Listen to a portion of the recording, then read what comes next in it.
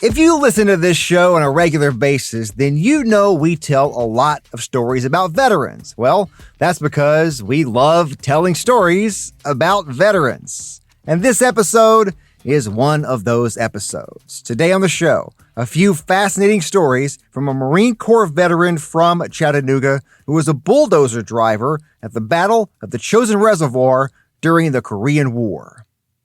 My name is Josh Roe, and this is Tomorrowtown, Tennessee.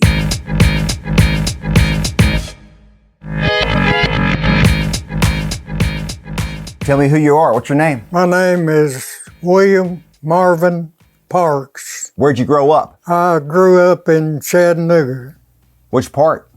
East Chattanooga. Where'd you go high school? I didn't go to high school. Tell me that story. I went to Hardy Junior High School, and I went in the Marine Corps then. Was 15 the youngest age you could be at that time and get in? Did you have to be 15? No, you're supposed to be 17. I had Mama to sign the papers that I was 17. So she told a fib for you. Well, I went to, Mother lived in Knoxville, and I lived in Chattanooga. And I went and got her to sign the papers. And she signed the papers, and that was the best thing that ever happened to me. It was me going in the Marine Corps. He was just 15 years old when he went to boot camp at Parris Island. 2.5 years later, he was sent to a combat zone in the Korean War. I was ready. Were you worried? No. I never was worried. He was at or near some major battles. He was at the Chosin Reservoir, miserable conditions, temperatures at 30 below zero. It's estimated 2,500 U.S. troops died in the battle, some froze to death, thousands more wounded. Many didn't have food to eat because their cans of sea rations were frozen. What you would do is build a fire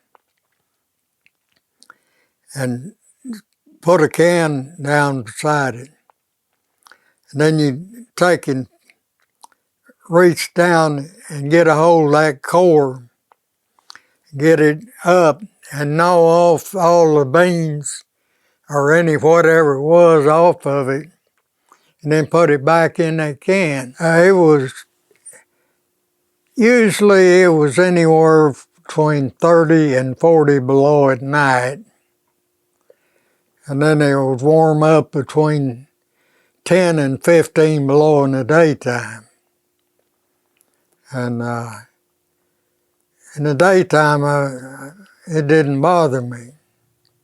But at nighttime, you got cold. How'd you manage it? You just sit there. And most time we'd take a sleeping bag with us and get in that sleeping bag with all your clothes on. That's the only way you could stay warm. You were there close to Inchon, were you not? Yeah. Tell me about Inchon. Yeah, I was in the fifth and final wave at Inchon. There's a 30-foot tide there, and you only had so many minutes to get in, or you couldn't make it. The tide would go out and leave you on a mud flat outside. So tell me about getting in. How'd that go for you? We had a artillery shell hit the port gun turret, killed both sailors there.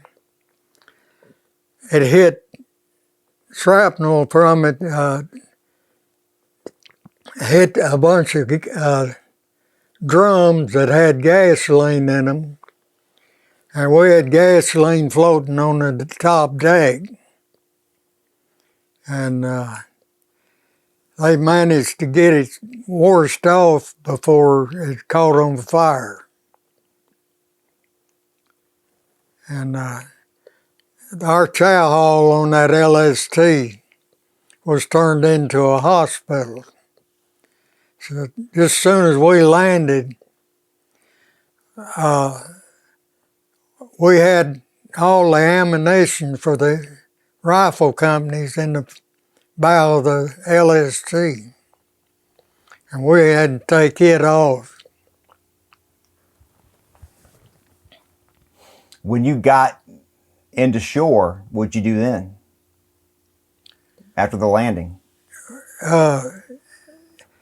We stayed on the beach all night because we had to unload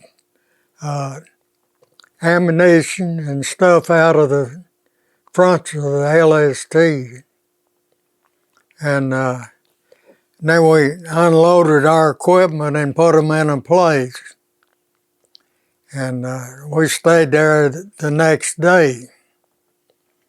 And the next day they had already gone into Kempo. And we got into Kempo, and just soon we dug in, we come under artillery fire.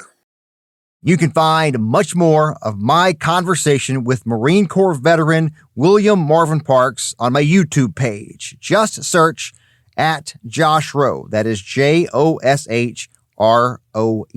There's also a link in the show notes of this episode of Tomorrowtown, Tennessee.